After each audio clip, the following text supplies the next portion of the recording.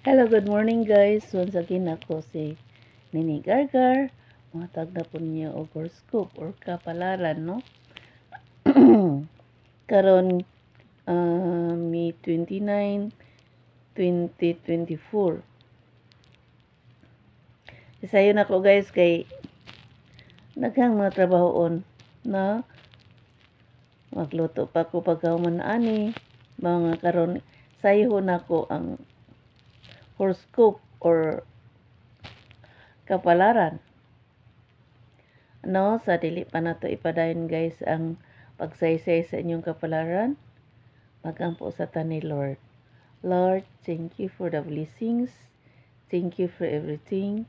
Thank you for the gift of life. In Jesus' name, Amen.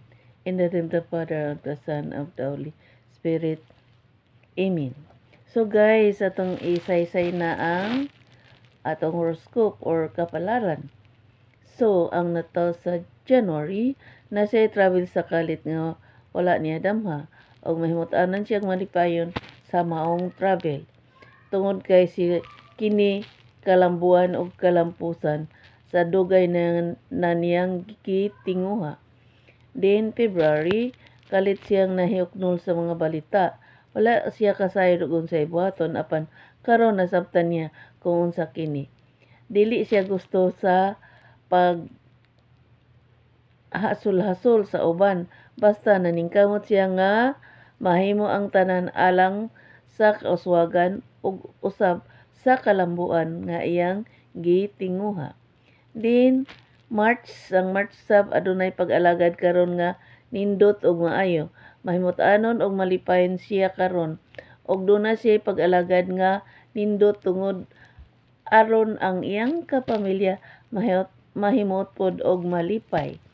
Din ang April kinanglan pod siya nga maningkamot nga mulambo alang sa iyang mga paangang ambisyon sa kinabuhi ug alang usab siya sa iyang pag-alagad nga maayo ug manindot aron sa umabot nga panahon mahimo siyang makapahimot sa kasuod sa iyang kasing-kasing. Ang usab dunay pag-alagad karon. Dili siya mo asenso tungod sa daghan niyang mga mga tulubagon sa iyang mga suod sa kinabuhi. O daghan siyang tulubagon sa bisan unsa pang mga pag-alagad tungod kay duna siya gipramisan kung unsa kini siya ra ang nasayod. Then ang June malipayon siya kay sa iyang pag-uswag. Mahimut-anon siya sa iyang kinabuhi tungod kay milambo siya o milampos tungod sa iyang paningkamot. Then ang July mahimut-anon og malipayon kaayo kay nagkasuod na usab sila og balik sa iyang mga kapamilya og kini ikahimot niya kaayo tungod kay bisan dili kay pasuod malipayon siya sa pagtinagdanay og mahimut-anon siya sa iyang paglambo ug tungod niini malipayon siya kay tungod kay daghang mga misteryo sa iyang kinabuhi nga iyang gisubay alang sa kalambuan o lampusan sa tanan niyang paningkamot og tingusbawan. Din ang Agosto na po'y pag-alagad karon. Ang iyang panginabuhi karon nindot og iyang pangalagan maayo apan naapoy mga daghang kasol nga abot siyang kinabuhi tungod sa iyang mga buhat pod nga dili kaayo nindot og mga buhat nga dili kaayo lungtad og kinabuhi nga dili kayo mabulokon tungod sa iyang gihimo nga pag-alagad nga sobra alang kaniya. Mao nga siya mag-amping og mag-ampo alang sa kaayuhan o kalambuan siya kinabuhi og sa iyang mayong kapalaran. Then ang September daghan siyang plano sa kinabuhi. Doon na siya alagad nga maayo ug maanindot. Gusto siyang moaumento ug moasenso alang sa iyang kinabuhi ug alang sa mga kasuod sa iyang kasing-kasing. Then, ang October do na po pag-alagad karon. Lingaw kay ang kinabuhi tungod sa iyang nakita nga mga talan-awon. Malipayon siya og mahimut-anon og kini katumbas sa pagmahal sa iyang pag-alagad o katumbas pod pagmahal sa iyang kasuod sa kasing-kasing. Then November, malipayon ang November kay karon kay daghang mga balita nga maanindot paglambo og kauswagan ang tema niini og kini himon gay niya alang sa kalambuan ug alang sa kalampusan sa iyang gitinguha. Kalipay nga walay sukod sa mga balita nga wala niya dama og naimot siya kaayo og malipayon siya tungod sa pag-ampo ug pag-alagad nga matakaron og unya iyang gipagayo ni Lord. Og siya milambo sa kalit nga wala gyud siya magdahom niini.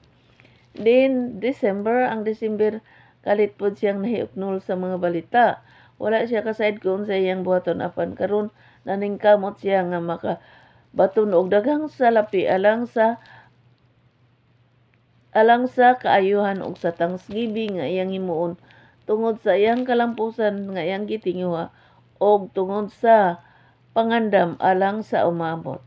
Then, doon na siya swerte sa kalit nga wala po niya palandunga nga nahiuknol siya sa balita og kini ikahamot niya pag-ayo.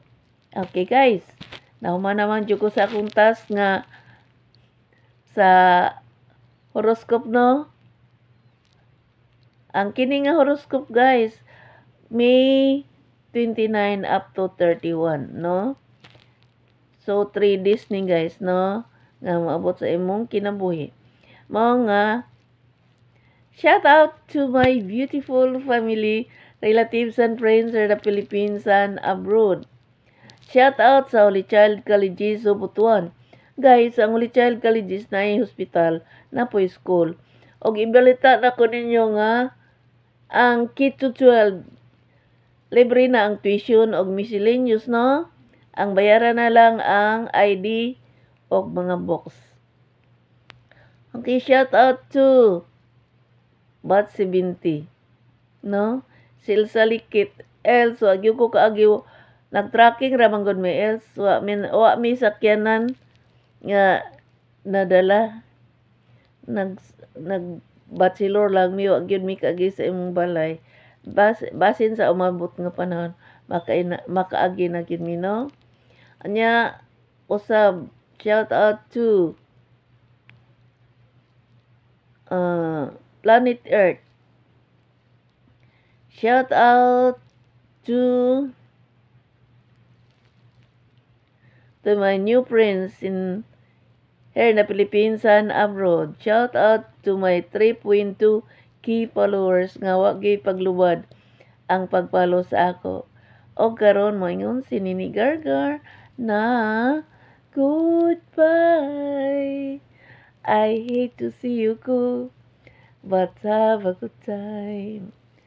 So long I miss you, there I know, but have a good time. Have a good time to all of us guys. God bless. Magandang buhay po. Mua.